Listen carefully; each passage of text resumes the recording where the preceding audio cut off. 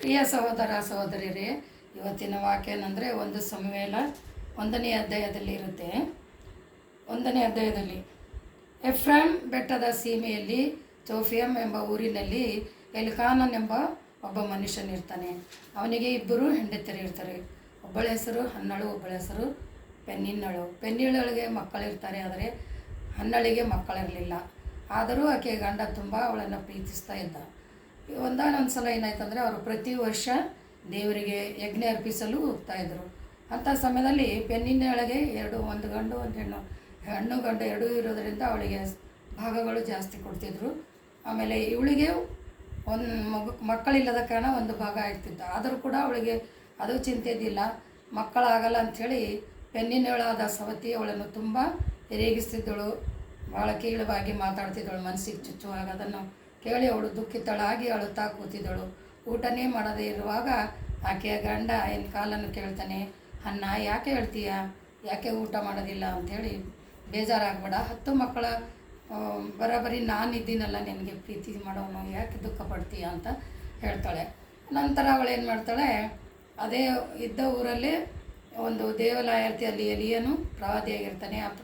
ಅಲ್ಲಿ ಹೋಗಿ ಒಂದು ಕಂಬದ ಹತ್ತಿರ ಕುಳಿತು ಮೊಳಕಾಲೂರಿ ಬಹು ದುಃಖ ಪೀಡಿತಳಾಗಿ ಪ್ರಾರ್ಥನೆ ಮಾಡ್ತಾಳೆ. ಆ ಪ್ರಾರ್ಥನೆ ಏನಂದರೆ, ಅದೇ 1 ಸಮುವೇಲ 11ನೇ ವಚನ ಹೇಳ್ತದೆ, ಯೆಹೋವನನ್ನು ಕುರಿತು ಸೇನಾಧೀಶ್ವರನಾದ ಯೆಹೋವನೇ, ನಿನ್ನ ದಾಸಿಯಾದ ದುಃಖವನ್ನು ಪರಾಮರಿಸು, ನನ್ನನ್ನು ತಿರಸ್ಕರಿಸಬೇಡ, ಕನಿಕರವಿಟ್ಟು ನನಗೊಬ್ಬ ಮಗನನ್ನು ಕೊಡಬೇಕು. ಅವನನ್ನು ಜೀವದಿಂದಿರುವ ತನಕ ನಿನಗೆ ನಾನು ಒಪ್ಪಿಸಿಕೊಡುತ್ತೇನೆ, ಹಾಗೂ ಅವನ ಪ್ರತಿಷ್ಠಿಸಿಕೊಡುವೆನು, ಹಾಗೂ ಅವನಿಗೆ ತಲೆ ಕ್ಷೌರ ಕೂಡ ಮಾಡಿಸುವುದಿಲ್ಲ ಎಂದು ಹರಿಕೆಯನ್ನು ಮಾಡುತ್ತಾಳೆ.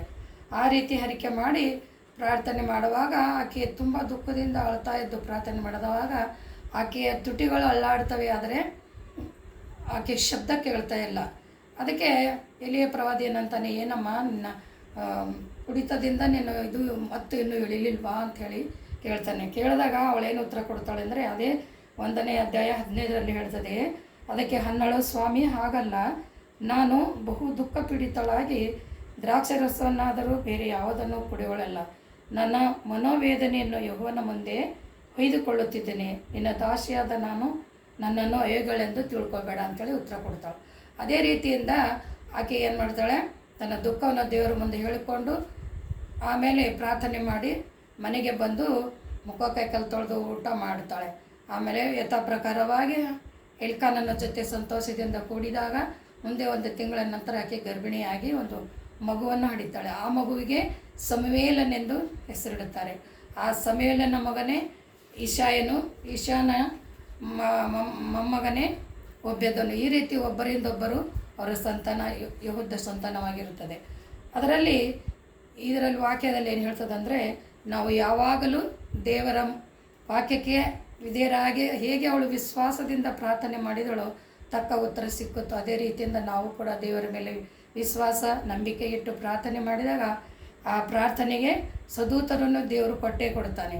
ಅದೇ ರೀತಿಯಲ್ಲಿ ನಮ್ಮ ಜೀವನದಲ್ಲಿ ಕೂಡ ಹಾಗೆ. ಅಂದರೆ ನಾನು ಮದುವೆಯಾಗಿ 2 ವರ್ಷವರೆಗೆ ನನಗೆ ಮಕ್ಕಳೇ ಆಗಿರಲಿಲ್ಲ. ನನ್ನ ಅತ್ತೆ ನಾದನಿ ಗಂಡ ಕೂಡ ಇದೇ ಥರ ತೊಂದರೆ ಕೊಡ್ತಾಯಿದ್ರು. ತುಂಬ ದುಃಖದಲ್ಲಿರುವಾಗ 3ನೇ ವರ್ಷದಲ್ಲಿ ನಾನು ದೇವರಿಗೆ ಪ್ರಾರ್ಥನೆ ಮಾಡಿದೆ. ಡಿಸೆಂಬರ್ ತಿಂಗಳಲ್ಲಿ ಪ್ರಾರ್ಥನೆ ಮಾಡಿದಾಗ ಜನವರಿ ತಿಂಗಳಲ್ಲಿ ಮುಂದೆ ಗರ್ಭಿಣಿ ಅಂಥೇಳಿ ಡಾಕ್ಟರ್ ಹೇಳಿದರು. ಅದಕ್ಕಾಗಿ ಆದರೆ ಮುಂದೆ ನಾನೇನೋ ಒಂದು ತಪ್ಪು ಮಾಡಿದೆ ಅಂದರೆ, ನನ್ನ ಮಗಳಿಗೆ ದೇವರ ಸೇವೆಯಲ್ಲಿ ಬಿಡುತ್ತೇನೆ ಅಂತ ಬೇಡಿಕೊಂಡಿದ್ದೆ.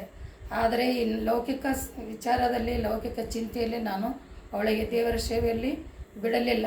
ಆದ್ದರಿಂದ ಮುಂದೆ ಜೀವನದಲ್ಲಿ ನಾನಾ ಥರವಾದ ಕಷ್ಟಗಳು ನಾವು ಅನುಭವಿಸ್ತಾ ಇದ್ದೇವೆ. ಆ ರೀತಿ ನಾವು ಯಾವಾಗಲೂ ದೇವರ ಮಾತಿಗೆ ವಿಧೇಯರಾಗಿ ತಪ್ಪದೆ ನಾವು ಹೇಗೆ ಹೇಳಿದೆವೋ ಹಾಗೆ ನಡ್ಕೊಳ್ಳಲು ಪ್ರಯತ್ನ ಪಡಬೇಕು.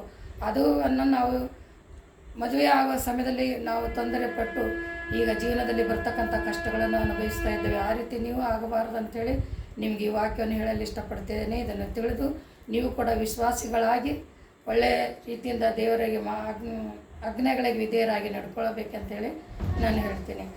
ಪ್ರೀತಿಯಿಲ್ಲ ಐಶ್ವರ್ಯಗಳ ತಂದೆ ಅಪ್ಪ ಯೇಸುವೇ, ನಿನ್ನ ನಾಮಕ್ಕೆ ಕೋಟಿ ಕೋಟಿ ಸ್ತೋತ್ರ. ಅಪ್ಪ ಈ ಸಮಯದಲ್ಲಿ ನಿನ್ನ ವಾಕ್ಯವನ್ನು ಹೇಳುವಂಥ ಸಮಯದಲ್ಲಿ ನನ್ನ ಜೊತೆ ಇದ್ದು ನನ್ನನ್ನು ನಡೆಸಿ ಕಾಪಾಡಿದಕ್ಕಾಗಿ ಸ್ತೋತ್ರ. ಈ ವಾಕ್ಯವನ್ನು ಕೇಳಿದಂಥ ಎಲ್ಲ ಸಹೋದರರು ನಿನ್ನಲ್ಲಿ ಸಂಪೂರ್ಣ ಮನಸ್ಸಿನಿಂದ, ಸಂಪೂರ್ಣ ಪ್ರೀತಿಯಿಂದ, ಸಂಪೂರ್ಣ ಪ್ರಾಣದಿಂದ ನಿನ್ನನ್ನು ಪ್ರೀತಿಸಿ ನಿನ್ನ ಆಜ್ಞೆಗಳನ್ನು ಕಾಯ್ಕೊಂಡು ನಡೆಯುವಂತೆ ನಿನ್ನ ಕೃಪೆ ನೀಡುತ್ತೆ ಅಂತೇಳಿ ಯೇಸುವಿನ ನಾಮದಲ್ಲಿ ಬೇಡಿ ಹೊಂದಿದ್ದೇನೆ ರಕ್ಷಕ. ಆಮೇಲೆ